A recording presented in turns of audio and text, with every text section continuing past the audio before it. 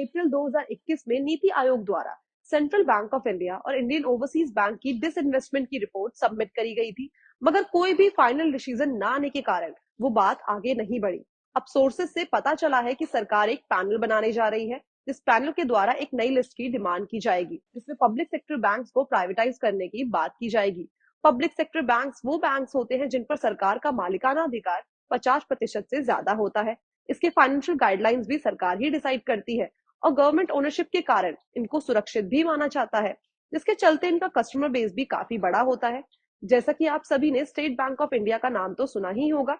ये हमारे देश का सबसे बड़ा पब्लिक सेक्टर बैंक है और सरकारी बैंक होने के कारण इसका कस्टमर बेस भी काफी बड़ा है।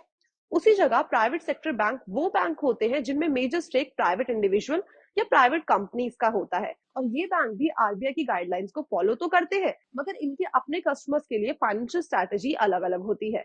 अब आइए जानते हैं पब्लिक सेक्टर बैंक में क्या क्या इश्यूज आते हैं। एनपीए यानी नॉन परफॉर्मिंग एसेट, ये पब्लिक सेक्टर बैंक्स के लिए बहुत ही बड़ी परेशानी होती है। इसके अलावा कभी कभार आरबीआई पब्लिक सेक्टर बैंक की हालत खराब होने के चलते प्रॉम्प्ट क्रिएटिव एक्शन में डाल देती है, जिससे उनकी नॉर्मल बैंकिंग एक्टिविटीज में असर पड़ता है। सरकारी बैंक होने के कारण इन बैंक्स को रूरल एरियाज में भी अपनी ब्रांचेस खोलनी पड़ती है, जो कि बहुत हद तक कम प्रॉफिट देने वाली या लॉस मेकिंग ब्रांचेस होती है। इसके अलावा सरकारी बैंक होने के कारण रेड टेपिज्म के चलते इनकी डिसीजन मेकिंग स्लो होती है। इनमें नए इनिशिएटिव और प्रोडक्ट्स काफी देरी से आते हैं, जिसका खामियाजा बैंक की प्रॉफिटेबिलिटी को झेलना पड़ता है। लेकिन साथ ही ये भी बता दें कि सरकार द्वारा पिछले कुछ सालों में पब्लिक सेक्टर बैंक्स को प्रॉफिटेबल बनाने की कोशिश और उनके कंसोलिडेट करके कम करने की कोशिश करी गई है। नई कमेटी के द्वारा उन लेंडर्स को आइडेंटिफाई करने की कोशिश करी जाएगी जिनमें मिड और स्मॉल साइज बैंक भी होंगे और stake sale public sector banks के परफॉर्मेंस और बैड लोन पोर्टफोलियो जैसे पैरामीटर्स पर करी जाएगी।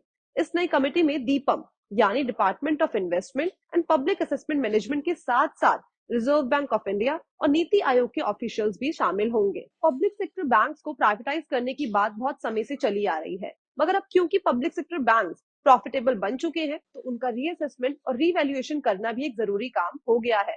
इस प्राइवेटाइजेशन के प्रोग्राम में कुछ 12 छोटे स्टेट रन बैंक्स जैसे कि बैंक ऑफ महाराष्ट्र और यूको बैंक पर फोकस किया जाएगा और बड़े बैंक्स को फिलहाल के लिए दूर ही रखा जाएगा। वित्त मंत्री श्रीमती निर्मला सीतारमन ने अपने 2021 के बजट स्पीच में 2 पीएसयू बैंक्स को प्राइवेटाइज करने की बात करी थी और इसके चलते बैंकिंग लॉज अमेंडमेंट बिल 2021 भी लिस्ट कराया गया था, मगर वो अभी तक पार्लियामेंट में इंट्रोड्यूस नहीं हुआ है।